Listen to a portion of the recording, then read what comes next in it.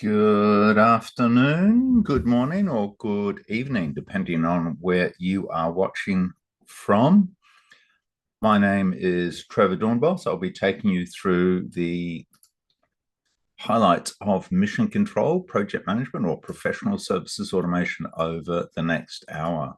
So I've got an action-packed agenda for you today. There's a Q&A panel there on your screen. So if you've got any questions, feel free to put those in. I'll probably hold on those to the end.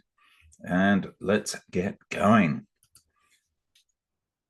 So where did mission control come from? Well, first of all, we're celebrating 12 years on Salesforce App Exchange this month. So happy birthday, mission control. What started as an internal application to manage projects for delivering Salesforce implementations was released 12 years ago in its infancy on Salesforce App Exchange, and through customer requests for features has grown into a full-fledged professional services automation solution. So project management, resource management, billing, pretty much all the aspects you need for running professional services business division or company. Why mission control? Well, first of all, it's built natively on Salesforce. It actually started its life inside our own Salesforce org, where it still lives today. And it works out of the box. Now, that is a massive claim. And I've seen a lot of our competition also built on Salesforce to make that claim. Absolutely everything I'm going to show you today is out of the box from when you install mission control. So apart from the data, of course, all the capability is there from the get-go. We don't have tiers or restrictions, so you have access to 100% of the application. And that's really useful with the 3 releases a year. So when we release new features, you're not having to worry, do I have access to that with the licensing I have? Configuration is through Salesforce. So if you're a Salesforce admin or you have a Salesforce capable person in the organization, you or they can actually install, implement, and configure mission control. There's a ton of online documentation, recordings, user guide, knowledge base, learning portal. We'll share that near the end of the session. We have global user support for those joining us from Australia. We've got a team here in Australia as well as a team on the East Coast of the US, so allows us to cover our customer base all the way over from Eastern Europe right through to Asia Pacific, and also, of course, across North America. ROI, big, important thing when you're actually looking at getting your value out of software solutions. We've got the Business and Economic Impact Report of Mission Control we did 2 years ago now, well, a year and a half ago. And some of the results of that are quite astounding. About 50 customers opened up their books, their P&L, to an independent consulting company to say, well, what was the impact? And return on investments of 6,000%, not unusual. So for an investment in cases of spending 5,000 a year and getting an increase of revenue in 300,000, you see, that's huge. And that's on our website too. Happy to share that. What do people say about us around the solution, but mostly about the support? What happens once you're actually installed? Well, great news. Our support, we won an award in Asia Pacific where we're headquartered last year, certainly for Partner of the Year for customer success. And we're receiving extremely high net promoter scores. So we've got extremely high targets for responding to calls within the first couple of hours. And we'll be releasing Premier support very soon as well. How long does it take to go live with mission control? Well, certainly for smaller businesses, up and running in under a month, some even self-implementing. Obviously, with larger organizations and cross divisions, that can take a bit longer. What's in mission control? Well, it is a full-fledged professional services automation solution. So it captures all the aspects of resource management, from capturing your cost, your availability, things like skills matrix, being able to measure and capture utilization. We have a full holiday management built in, or you can integrate from your HRMS, and being able to assign people based on all those criteria. Very, very straightforward. As far as managing projects, being able to create and use templates for auto-generating from a Salesforce opportunity or any other standard or even custom object. I'll cover off a few aspects of that. And how do you manage your projects? Well, do you manage them in agile or waterfall or a combination? Mission control gives you the capability to manage in all of those and giving you the option to flip between different views. So the same data can be viewed in a Gantt chart, in a whiteboard, like the Kanban view, in a list view, measuring all those aspects of projects you may need, like risk management issues, and down to all sorts of things such as, let's go back and look at what lessons are learned and run retrospectives on our projects. Tracking time, important for a lot of organizations, and having that obviously built in. And there's about 8 different places you can log time in mission control so that you don't have to leave the screen you're used to working in. So make that very, very flexible. With full built-in approvals as well. Full project financials tracking, we'll cover off a few aspects of that. How do software companies use mission control? Well, we're a software company. We actually use mission control program management to develop the 3 releases a year. We won't be covering that aspect today, but we've got recordings on that, certainly. As far as collaboration, we're in and on the Salesforce platform, so leveraging such things as Chatter, as some of our own features and getting those all-important project status reports out and having those core productivity tools. So what are we going to cover today? That's the hyperbole. This is where the rubber hits the road, as they used to say. And this is the flow of what I'm going to go through in the solution demonstration today. We'll give a high-level view. I'm going to create a project from scratch. I'll spend 5 minutes building out a project, showing how to create a project as a template. And then we're going to use some automation to actually create a project from an opportunity. We'll assign a resource. We'll log on as that resource, Alana, do a few things from her view of the world, and then go back to the project and have a look at things such as project billing and where you might have that handoff, that integration into your finance system, your GL, whether it's Xero or NetSuite or what have you. We'll then have a project deep dive where we can get really into the nitty gritty of what people may want to do when they're managing projects, including getting that information out to your key stakeholders. And then we'll close out with some dashboards, reports in certain areas. The Q&A is open, so please feel free to add questions in there. If I can take them as we go, I will. Otherwise, I might hold them for near the end of the demo piece. So in the next 50 minutes, we're going to take you through a lot of information. This will be recorded, so if you're watching this live, don't worry too much. You can always wait for the recording and go back over it.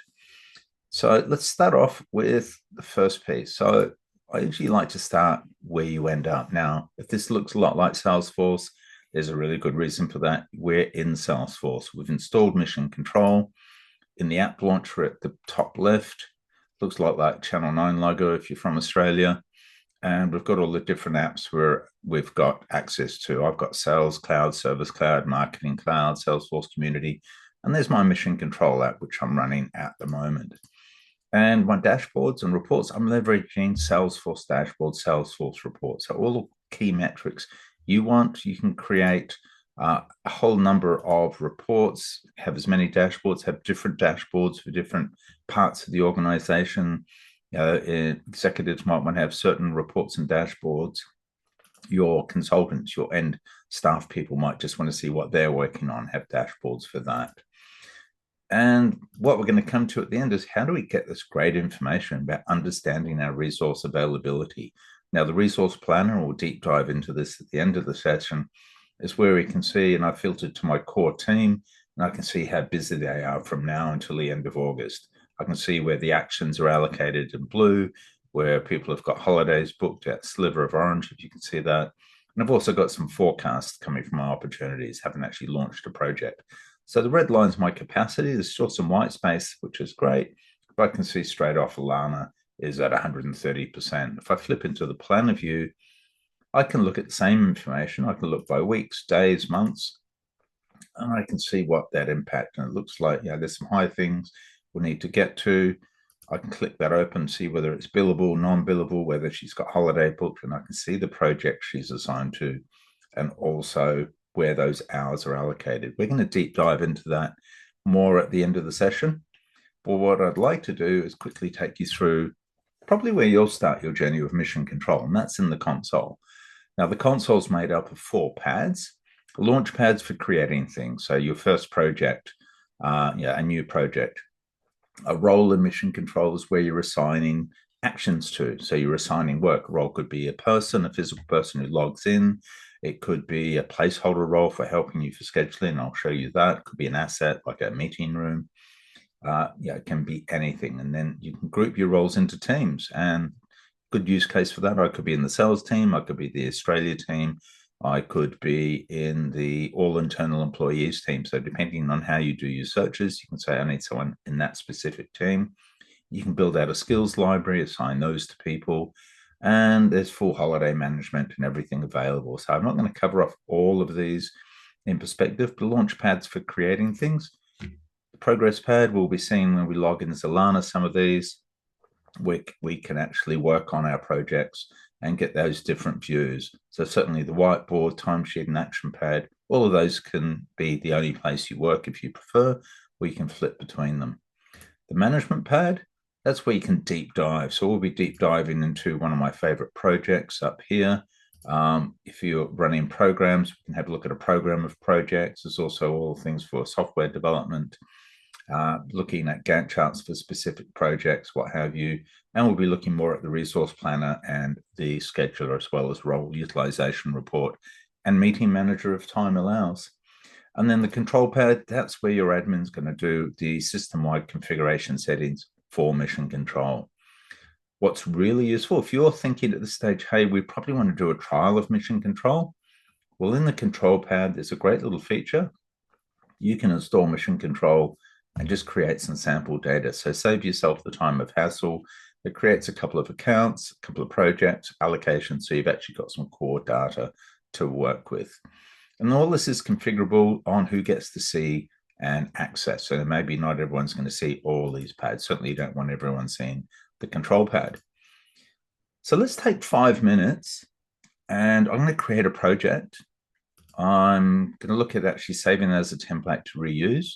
And it's just going to be a simple time and materials project. So let's call that, let's be imaginative, call this simple T&M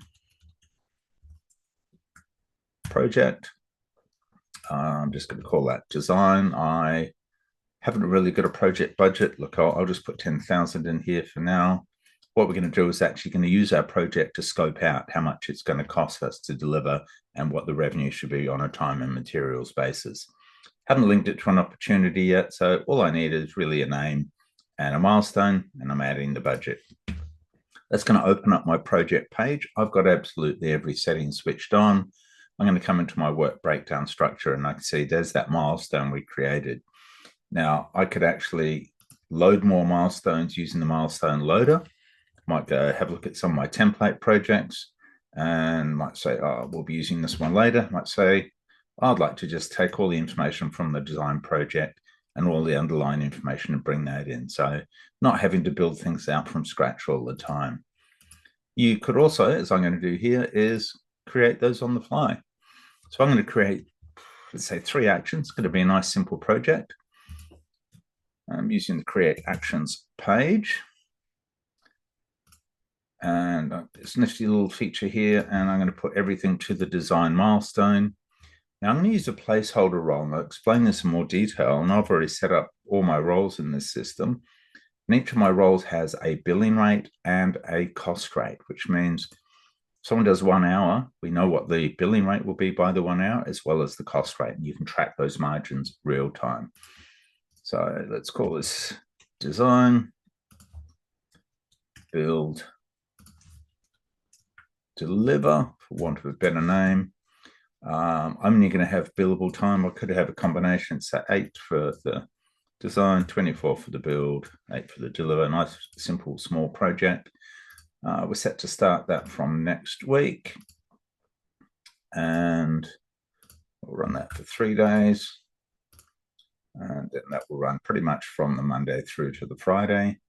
For my first action design, I want to go add another layer. So I would also like to have some checklist items underneath that.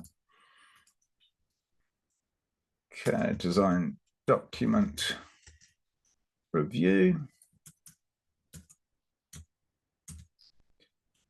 and as many as you like. And we'll just put approval, just 2 things for our consultant to make sure they do. A whole lot of other things I can have in here. We don't really need them. I'll think about dependencies, I might add those later.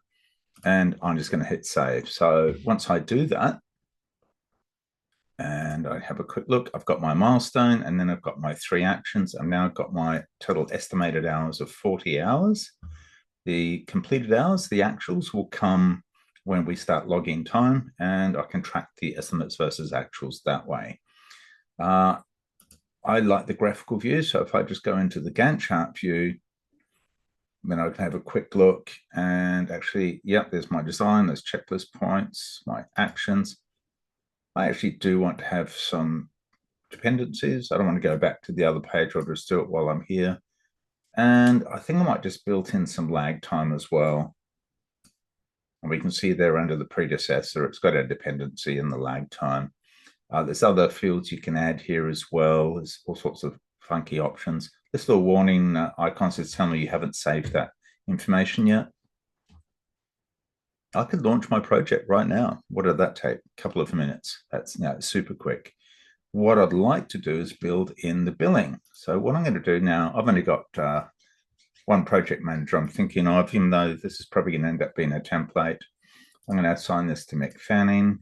All the other information will populate when we start assigning the project. I've got to pick this field here. I just put client project. We're going to use Australian dollars because we're running from Australia at the moment. Okay, the project settings. What sort of billing do I want? There's a whole lot you can choose from. Very flexible. We're going to choose time and materials. There's that project budget we put in. And then how do we want to cost out the charge rate and the costing rate? So do we want a standard billing rate, daily rate? Do we want it based by the skill being delivered? So different charge rates depending on what skill we're using. Is there a customer rate card? I'm going to use role base. So from the individual role, that consulting placeholder role, and that will help for managing the project. We'll see that shortly. I don't want to charge or capture overtime for this project. Let's make it red for all the screens it's on, just to make it easy to see. Don't need to worry too much about those settings. We are in Australia, so we might use Australian goods and services tax. And I'd like to, when the milestone's complete, issue the invoice and use our payment terms. Other than that, I think we're pretty much good to go. I'm not going to capture expenses or markup expenses. If I wanted to put all this information into a status report, I'd say, look, I want to capture the Gantt chart. I want to have the time logs. Also for the read overlay page, I might want to do that as well. All the rest of the information populates as we start running the project. And this is probably the slowest part of the whole demo, by the way. So if you're losing interest, we're almost done. Okay, so what I've done is I think I have. Let me just do that again. I'm going to force a financials recalculation. What that's going to do is take that billing rate times the hours. It's going to do that calculation for me. And it'll show up in the project insights. There's a lot of graphs and charts here. And what it's telling me, based on my 40 hours, let's just do this. So based on the 40 hours, we had a budget of $10,000, but the billable value based on that is $8,000. So we might need to amend that. Now, if we take away the billing for the cost, we get the margin, which is the P&L. So we've got that real time, and it'll track real time as we start delivering on the project. So I'm just going to quickly change the cost of the project budget to $8,000. And I'm going to save this as a template. And just because of my naming standard, I like to call it a template as well. You don't need to, but I just like to do that for naming standard's sake. This project can now be used for automation. I can clone this project from a number of places. So I could actually copy that project. I might want to have a fixed fee version of this project. So I could just change it here. change the billing to fixed fee, and change the way it actually runs, maybe increase the budget to 10,000. And we'll call it simple fixed fee project. And then just clone the project, make our changes, set that as a template as well. And that's how hard it is to actually create a project. So that took 10 minutes, probably more time than I wanted to spend.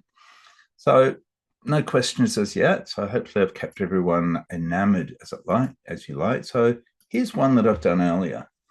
I've got a template project, which I created. It's a fixed fee project. If we go into that project, we'll see, there's my template. It's got a budget of 24,000. We've got 5 milestones. Under my milestones, I've got a number of actions in green.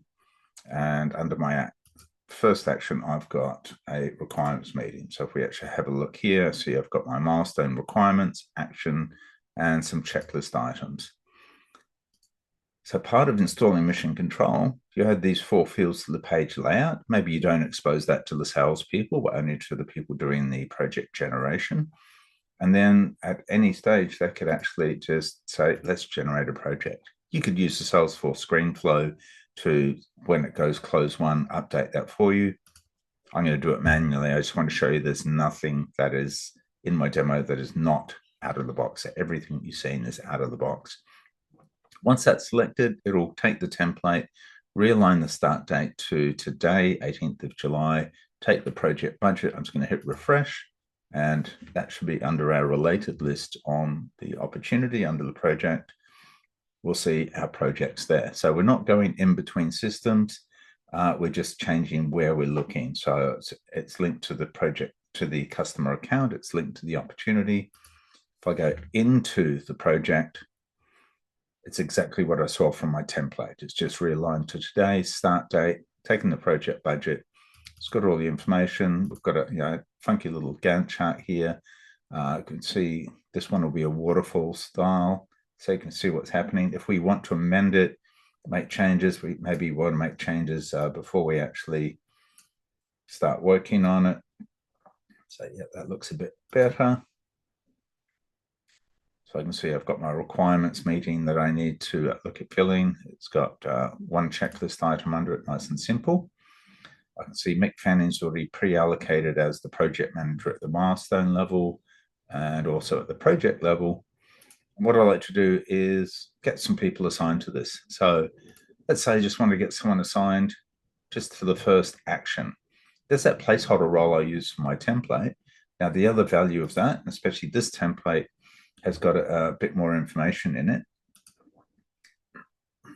And I'm using the resource assignment wizard. So if you look at the far right of the screen, see this little icon here, that's the resource assignment wizard. I could start logging time, look at the checklist items, raise an issue. I could split the action in 2 if I want to break it up into multiple, or edit it. So I'm going to actually choose the resource assignment wizard. And I could just type in the person's name. If you're a small organization, maybe just go, oh, I know the people, I know they're available. In my example, if you're slightly larger, it's like, hey, I need someone who's in the consultants team. You could also say, yeah, I need someone who's in consultants team and also APAC staff. And this one, they want a skill set of configuration for today, and I'm just defaulting for the next 2 weeks. So if they're not available today, as fate would have it, Alana's is available, which is useful. I can see over next week, everyone's pretty busy.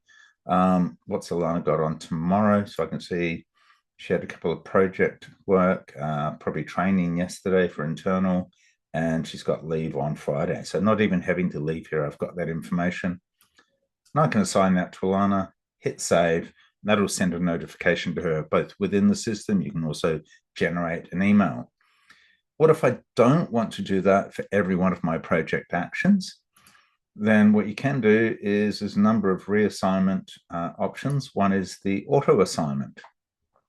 And the auto assignment will take all that information. I'm going to use the recommend option so I can actually choose. I'm going to base it on the skill required that we saw there. And Mission Control is going to go search across all my resources based on the criteria across all the actions in my project. and give me something that matches those skill sets. So, okay, come back and bring back those skill sets where UI design, training, project management, configuration. So like Alana was my first pick for configuration, so I'll stick with that. Training, I like the person doing the config to do the training as well. And we already had Mick in mind for the project management, and I might pick Joel. I want to get to work on that. So very quickly, I've managed to assign my whole project. It's picking the right people based on best availability, based on the skill set, even based on the enjoyment level of that skill set. And if I go back and hit refresh on my work breakdown structure and expand that out, I'll see that's been replaced with all the people. So we can see there's some work for Alana. So what would Alana be looking at? So from a consultant side view, they could have a different view of the world. So let's, as I'm an admin, I'm going to log in as Alana. Just makes things a bit quicker than logging in, logging out, losing all my access to my other parts of my demo. And when I log in as Alana, I'm also going to swap into a view that I prefer a team member. So I get a view for how she would see things when she logs in. So I'm logging on as an admin and using my capability. And we already see she can only see one pad in the console, the progress pad. And I'm going to swap into the team member app we've set up for her and the rest of the consulting team. And there's a lot less tabs here now. Now, pretty much the tabs at the top align to what's in the progress pad. First of all, Lana could do all her work from the standalone timesheet. She may not even have to do anything else. We can see there's that implementation services project. There's the requirements meeting. You can see she's got 8 hours, 0 logged, 8 left to use. There's a stop start timer. We can see that time's been scheduled here. We can see she's got Friday off as paid time off, as annual leave. The weekend is blocked out as well. See, she had presentation skills training yesterday. She hasn't logged the time for on Monday and Tuesday. So she could actually do the work here. She could mark it complete. She could raise a chatter, pretty much do all the work she needs to. And submit that when she needs to as well. So you don't have to wait till the end of the week to submit. You can actually submit work. For example, if the project manager for Ace Enterprise Build said, I need you to log this time and submit it straight away, you can do that midway through the week. And then anything new that's added, you can submit later. It won't resubmit the original time. If you're integrated into Google or Outlook, I don't think I've got anything showing in the calendar here. You can certainly see some of the actions here, some of the allocations, but if there's things in the calendar, you can actually see what's in there and then log time from there as well. So one of those many places you can log time. The action pad might be the simplest way. I like the action pad because it's like the many other parts in mission control. You can, let me just hit refresh there. Like many other places in mission control. Let's just go into here. That's my screen. There we go. The action pad gives you all those actions. So there's that implementation services project. We can see the other time the Lana should have logged already. Gives you a summary of all the information. So it looks like we've got a couple of overdue actions here, a couple of checklist items, and all the way through mission control, you've got filters. So you could actually have a filter say, just show me what's due this week. So keep it really focused. Just show me for one individual project. And there's also a standalone. So you could actually show me everything where I'm working on something with other people as well. So Lana would come in here. If we look over here, we can see got some checklist items, 2 checklist items to work on. You can log time. That's her information. So what I might do is we're going to actually go into the checklist item manager or not. There we go. And right, so validate and document the requirements. Yeah, make sure we do that. And she got the client agreement and sign off. So any checklist you need to do, very easy to work on. As I said, she could log time here. She could actually mark the action as complete.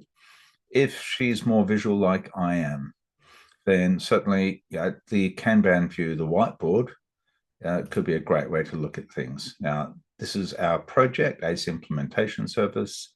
The milestones, requirements meeting is the action and a unique number. In the bottom 5 fields, I'll just use a little cogwheel here. And you can sort of see we've just got start date, end date, total checklist items, hours scheduled, and completion. And these can be any of the available fields there, even your own custom fields. So you might have different views for different people. So Lana can work on this. You might actually, she's going to log her time here. Not going to go back to the standalone timesheet. Just say design signed off. If you need to add notes, bit of a pick list field here, which you can configure, and she's done 8 hours and log time. We could actually mark it as complete up here, or we can just drag that across. So see, we've done the 8 hours, it's 100%, progress bars across. Now I could chatter and say, send a note back to, I might do it at the project level, or I can do it at the action level, back to whoever was managing that. I know Mick is the project manager, but I actually assigned it. Just say design signed off. So collaboration at all levels in the project. This will actually roll up through the project view as well. And then she's just going to drag that to the complete column, which is nice and easy. Now the columns here, they're flexible, changeable. You've got all these pick list fields here as well. You might prefer to do things by priority, for example. So you could actually, prioritize the work you've got and view it in high, medium, low priority. I'm very old school. I like the status type thing, inbox, desktop, pending folder, outbox, rubbish bin. So from Alana's view of the world, there's a lot of things she can do. If we go back to the timesheet, we'll see that that time's no longer gray there for the requirements meeting. We'll see it's marked as complete and there's no hours left to log. So again, we could have done everything from either here or the action pad or the whiteboard. If you wanted to give Alana a personalized home screen or dashboards, you can certainly do that as well. I'm going to log out as Alana now. So we've finished our journey as a consultant. I'm going to go back into my project and just sort of tidy up the end of that cycle. So if we look at our overview, if I roll up the milestones, there's our milestone here. And let me just quickly do this. And we'll see the requirements milestones complete because all the actions under it complete. We can see the scheduled hours and we can see the actual hours and they've rolled up. So it's capturing all that information real time. Now, because this is a fixed fee milestone project, I've also said I want a billing event to be triggered on completion of the milestone for a set value of $3,000. This project's been set up for Australian GST, goods and services tax, so that's been tagged on. And this is the point where you can either export this information and then import it into your general ledger. If you're doing 2 or 3 invoices a week, then maybe it's not worth doing automation. But once you get above that, there's going to be a lot of saving and automating processes. We have our own invoice template, which will populate here, which you can look at. If you're happy with the financial treatment, you might want to add information if it was, add time logs, etc., on there to the invoice. This is that handoff point. So the billing event item, this is where if you're using an integration app such as Twix, Reba, or Breadwinner, or what have you into your finance system, Xero, NetSuite, whatever it may be, and you can actually push it to the correct ledger code. When that payment comes back, would come back under the billing payment. So we're going to do it manually today, as I so often do, and just say requirements paid. Date paid was today. It was $3,000 plus goods and services tax, whatever reference code was for the project, and hit save. Now, the reason I wanted to go through and do that, because all this could be done with automation and integration. And the impact on that is the amount of times project managers complain about having to call the finance department or the accountant to say, has the customer paid the bill? They can actually see the information here. A customer I was speaking to last week was saying their people get paid on delivery, get paid bonuses on delivery. So once it's paid, they actually get paid the bonuses. So they're very interested in that information. Okay, let me take a pause. No questions as yet, which is great. Hopefully that's great. It means I'm doing a great job here. Let's do a bit more of a project deep dive. Okay, good question from Roland. I'll come back to that, Roland. I'll hold on to that because I think that's something we've actually done in a recent webinar I can talk to. Project deep dive. So very similar to the project we were looking at, this project's got another layer. I've actually added phases, and my phases are where my milestones sit. So my initiation phase could be requirements and design, and actually, so I'm just thinking about Roland's question. I will come back to that because there's many ways we could answer that. So I can expand all my project out and see my, my project manager at the top there, my phases and names. Again, very similar Gantt chart. And this one's got a bit more information as it's layered per se. So we can see, there's my phase, milestone, action, and checklist. See all that information, very, very similar. Now, what we haven't covered off here is certain things such as, where do the time logs get stored? So when you log in time, they get stored against the project. So you can actually track what's happening in the project. Here we had some non-billable time logged, additional requirements. So it looks like there's a time log type it's gone to write-off. So that's good for reporting purposes. We can track all the hours we're doing. We can see here this project started with 98 hours. And if we add up what's delivered and what's remaining, that's way more than initial. So hopefully there's a change request that's been raised as well. If we've allowed expenses on the project, we can track that. So individual expenses. We've only got one category here, but you could have multiple categories. You're tracking that. For construction, or certainly people with detailed budget lines, you can run multiple budget lines under budget items. So for this example, I've only got the two, but certainly for our construction clients, they might have multiple budget lines for like materials, subcontractors, all sorts of aspects. And as your expenses come in, you can track them against your budget, which is really useful. Tracking risks and issues, certainly very useful. So sharing those within the project team, collaborating. If your client's logged into a Salesforce community, you could expose mission control in there as well. Risks could convert into issues, and you can report on those, of course, by severity and category. We certainly use risks and issues as part of our software development process. Retrospectives. So if you're going and looking back on things and you want to learn from how things are going, then project retrospectives give you those lessons learned, have all the learnings. You can report on those and obviously group on those as well. So probably should have come back to our reports. We've actually covered a lot. We've gone through creating a project. We saved it as a template. We created a project. We looked at the assignment options. We logged on as Alana to actually go through and execute on the work. We took that through to billing, and then we started into the deep dive. And the last two aspects of the project deep dive is how are you sharing that information today with your clients?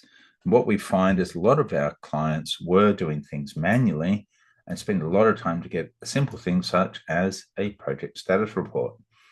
Even such things as a summary. How far through the project are we? How long have we got to go? And when are we looking to finish?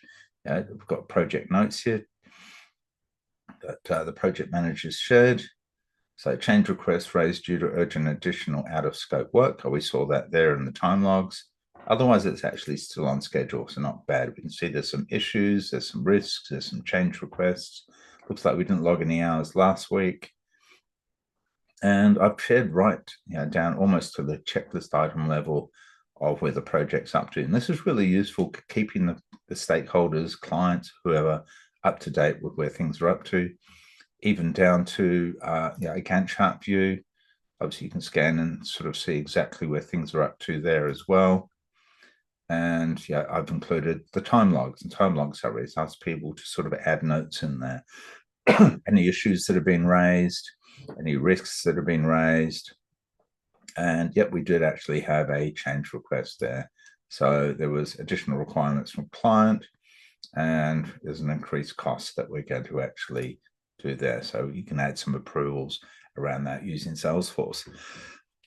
Excuse me. We also have a customer read only page, and this is a force.com online page. Each project will then have a URL link which you can share to the stakeholders. So at any time they can come in, hit refresh, and they can see exactly where the project's up to. They get access to a read-only view of the Gantt chart, which I find really powerful. They can see exactly where things are up to and track the progress of the project. They can look at those risks. They can look at those issues. They can look at those change requests. Okay, we're getting to some of the other aspects of where we started: dashboards, reports, the resource planner, the scheduler, Gantt chart anywhere, role utilization, and meeting manager. So first of all, the dashboard. Okay, we saw this at the beginning. Now, where this is really useful, you're starting your day, starting your week, you'll see tracking your business, as it were, your division, your department. Now, seeing things such as, okay, we've got fixed fee revenue projects. When are we looking at those milestones? When are they likely to drop? How's that revenue looking? What's the value of those projects? Group by month, how are we looking for revenue? What's the margin? What's the P&L on those projects? And what's that overall for the business? So getting all those aspects very, very quickly. We also track the cost performance and the schedule performance. So cost performance is the margin. Are we tracking to margin? And the schedule, are we tracking? Now, if it's one, as we see here, it looks the margin is actually protected. One is where it should be. So we're actually on track for margin, but looks like we're off track for schedule. I'm going to run the report just for this one. Actually, no, let's run it for the whole report. So real time, I'm running that in case it's refreshed in the background. And that's the beauty of mission control being in Salesforce, is that it's actually going to give you that real-time information. Okay, it's probably just been sitting there a bit long. Let's try that one more time. Let's run that report. There we go. Much quicker. So ACE Roadshow implementation. I'm going to go into the actual project. So drilling from my dashboard to the report to the project. We had a peek at the Insights tab earlier on our other project. And here I can see there's that cost performance. CPI very close to 1. It's green. I've got red, amber, green settings. Our schedule performance is actually fallen below. This is where we saw that we had some extra hours. We had more information. If I go to the Gantt chart view, I can very quickly see, okay, is it really that far behind? Or is it just the fact that the last work we did was a week ago, right? So the last update was on Monday morning. We haven't logged time so far. So if we actually logged that time and reran the update, we'd probably show we're exactly up to date with our project. So I'm really not too concerned. We also started off with the resource planner. So I'm just going to hit refresh here. So from now to the end of August, so you can look at that information. Now I'm including not just where we've got project actions already assigned, I'm also including resource forecasts, which is the gray area here. Blue is where we've already got live projects. We've got allocations. The burnt sliver orange is where we've got paid time off holidays. And the red is the combination of all the hours of the people based on their capacity. And then I can see, okay, a couple of people are hitting thresholds. Everyone else seems to be low. I can flip into the planner view and look at that from a weekly, daily, or monthly view and see, look, what's the impact of that?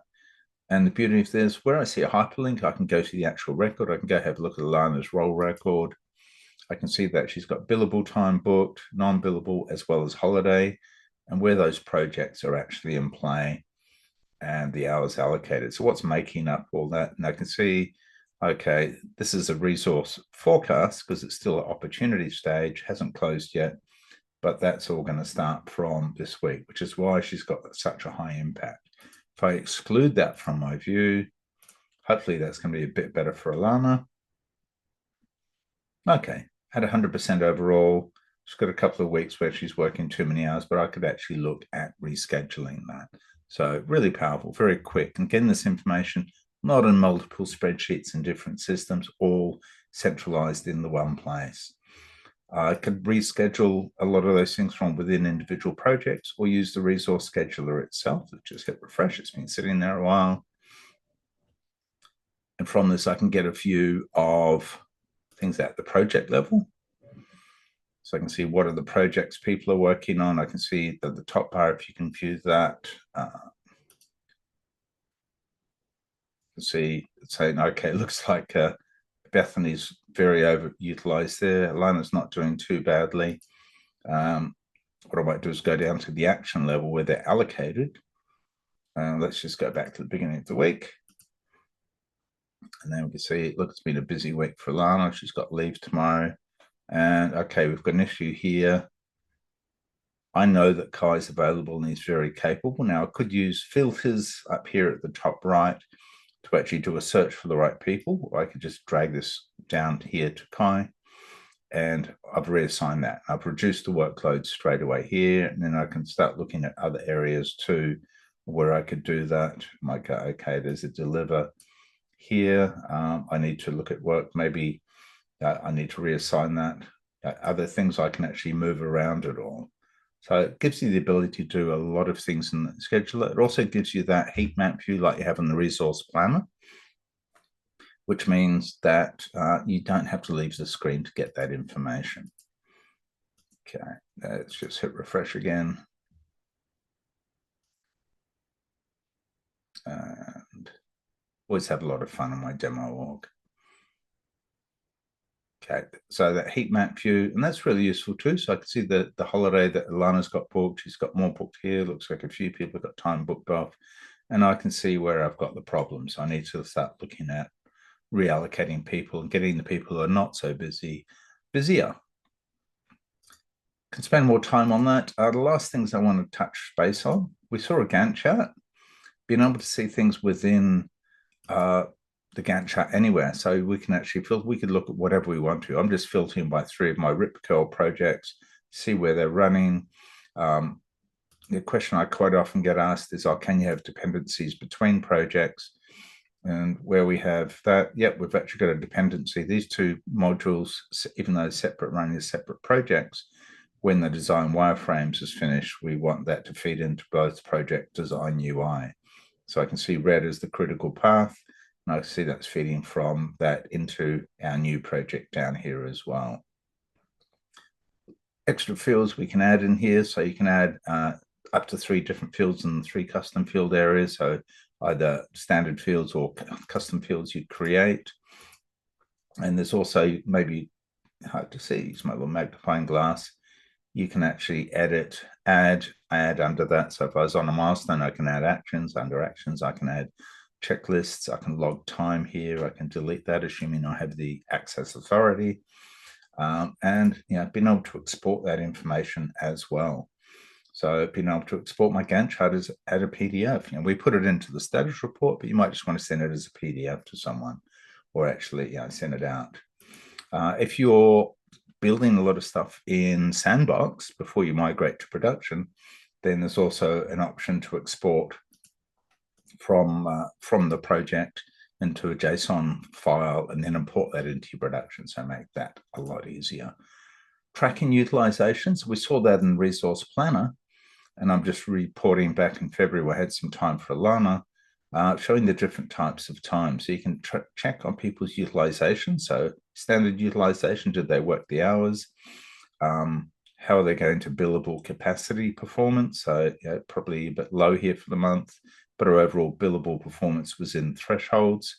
I think she's got a billable target of 80%. So she's 85 overall for the month. That's not too bad.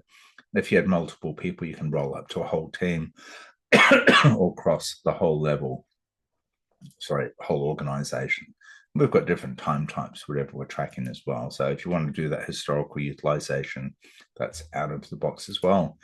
Last feature I wanted to leave you with today before we close off is Meeting Manager. So how are you tracking your meetings today?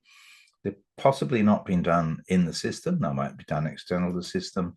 So how are you keeping tabs on that? Meeting Manager has been around for several years on Mission Control, and it's really useful having those internal meetings, those project meetings, and be able to track, not just attendance and agendas, but things that you need to, do we need to follow up on this and add this to another meeting? Have we got different aspects we want to work on? If we're actually working on specific projects, typically what happens if you've got billable time that you should be logging for a team of 6 to work on a project, people are probably logging it to meeting. But what you could do is actually log it on behalf of those people so it gets tracked correctly. So you're not losing that billable time. You could add follow-ups as well. And I believe from our August release, this will be available at the project level as well. So you can have project level meetings tracked within the project itself. Question from Roland. Does Mission Control have a business case feasibility page for approval process before proceeding to a project? I think Roland would need to touch base on your requirements. That could potentially be part of your opportunity process. I know certainly we go through a number of gates when we're working on opportunities before the opportunity closes and the project's created. I'm happy to sort of talk through that, but I'll have a think on that and come back to you that with an email. I'm happy to have a call on that as well. So to close out, what next? So how do we support you? And this is where people are looking at mission control. We set up a requirements call. We like to call it, are we a fit? We're not going to be a fit for everyone, so we don't want to waste your time either. So we like to identify your requirements, problems you're trying to solve, what you're trying to use now, what you want to keep, what you'd like to get off, and then come back. And quite often that culminates in a solution demonstration. From that, you might then decide to do the trial as a free 14-day trial. You can download from Salesforce App Exchange, and we support you through those trials. You can use our support team as well. Even before you get a client, I always think it's a good way to test our support team before you onboard. And then once you're on board, we have automated onboarding emails, or you can have an onboarding plan where the customer success team engages you over that 90-day period. And then there's also lots of information we'll share with you, and ongoing we run a whole lot of things like monthly webinars, feature focus. So for our customers, we have Cosmo Campfire webinars. Cosmo is that little fairy character having a rest on my left shoulder.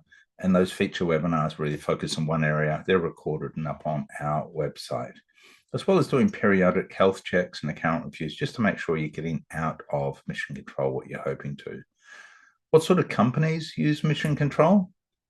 Well, it's not just consulting. It's not just pure play professional services.